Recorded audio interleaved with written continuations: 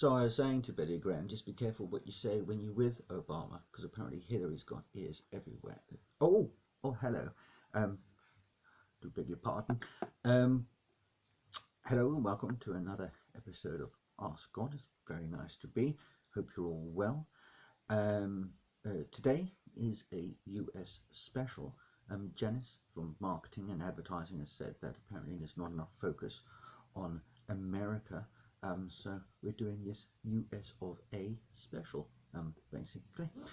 So our first question is, what on earth is going on with presidential elections? The candidates are terrible and I fear for the future of America. And that's from Mr. Bob Armour of Washington. The handwriting's terrible. Well, hello, sir. Yes, it does seem that you're rather caught, aren't you, between the devil and the deep blue sea at the moment. Frankly, I preferred Larry David. What? Sorry? Oh, sorry. I mean Bernie Sanders as a candidate for the presidency. And so, by the way, Mr. Obama, if you are looking for the missing ballots for Bernie, then feel free to get in touch. Okay, so yes, the presidential candidates do seem to be dodgy, don't they, to say the least. On one hand, there's someone who wants autonomy, is a control freak, dictator, and narcissist, and then there's Donald Trump. So it's a difficult one, really, isn't it? So really, we need to look at the pros and cons of the people. So on the positive side, the pros, we are looking for someone who's politically aligned, to help the marginalised, defend the poor, fight for equality in pay and rights, stop oil pipelines going through Indian territories, someone who has integrity, and seeks a well-integrated society, really. And so let's have a look at the cons very quickly. Well, basically there's only two, isn't there? And that's Donald Trump and Hillary Clinton, basically.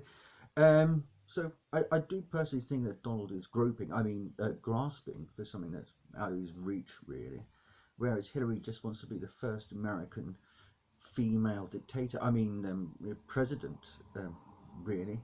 You know, the fact that Trump is up against a woman, is up against Hillary Clinton, must be causing much perturbation, I think. And incidentally, I do hear that we did try to contact the Clinton administration and campaign to give them some advice. Sent them an email. Apparently, they didn't get it. Anyway, moving on. Jolene Eigenfunctions asks, why did you create Man First according to the Bible? Well, quite simply, it's because I didn't want someone trying to tell me how to do it. And I must add at this point as well that, Genesis, it's just an analogy, really. It's something to think about. Adam and Eve had their children, Cain and Abel. Abel died, and then there was Seth. Well, when they got married, who did they marry? If there was only 4 or 5 of them around. So, who did they marry? Just something to think about, that's what I'm saying. Next, we have Dwayne Sikovitz of the Hamptons, who asks me, what's it like being God? Are there any drawbacks? Now, I'm unsure if you've ever worked in a customer service department or that sort of environment, but Dwayne, it is a bit like being a customer service manager. You have lots to do, reports to file, people to deal with, people asking you questions all the time, people questioning your judgment. You take escalated calls, complaints, and a bit chaotic, really.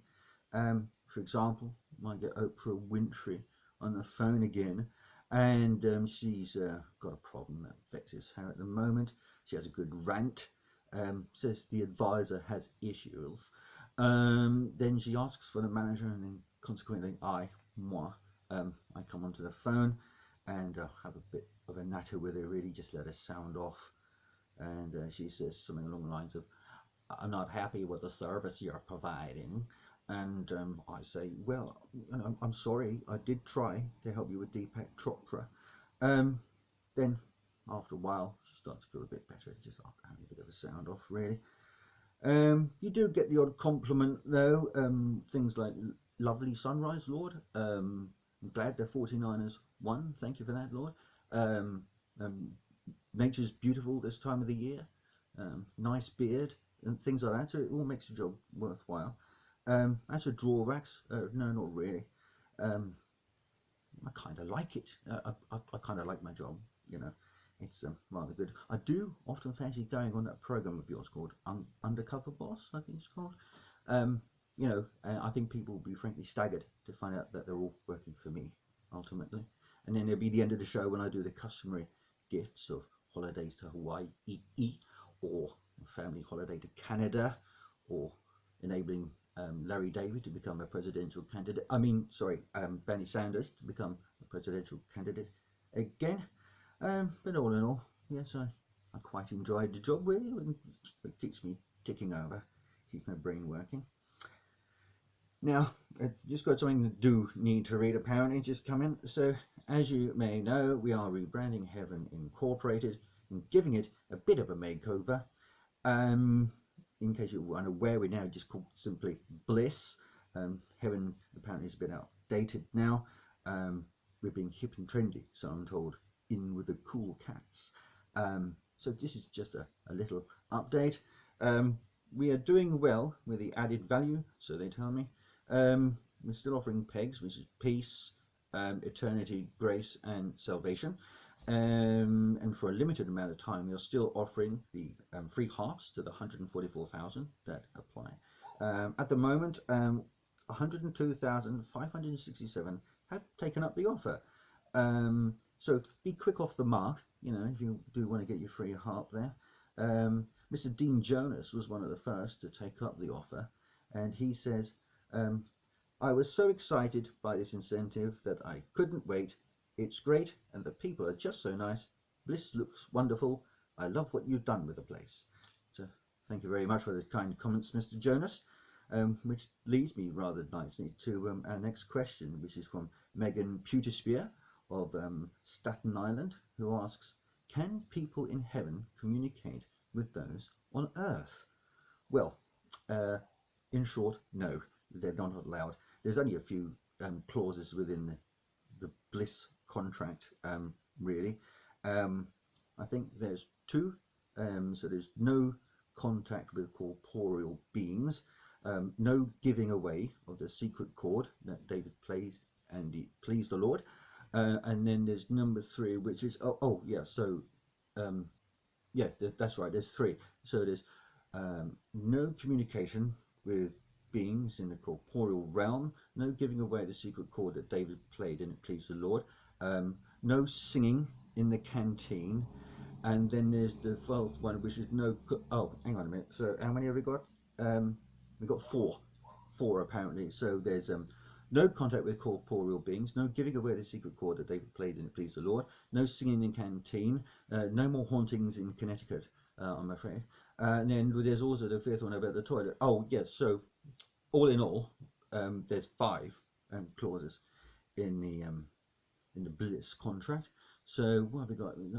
So no communication with those in the corporeal realm, no giving away the secret chord that David plays and it pleased the Lord, no singing in the canteen, no more hauntings in Connecticut, and then there's no using the toilet after midnight, because it does make a bit of a racket when you flush the toilet. It makes a sort of sound, and just reverberates for forever, and in eternity that's a long time. So anyway, I do digress, and I'm afraid that's all. That's all we've got time for today. So do keep the questions coming in. I'm happy to receive them by prayer, which is old school apparently, email, and text message, and facsimile if you still have one of those devices. And don't forget to go to our Facebook page, which is, Ask God. The tag for that, I believe, is at God at Bliss HQ. So don't forget to do that. Pop your questions in. Be sure to try and answer them for you. And take care until next time. Goodbye.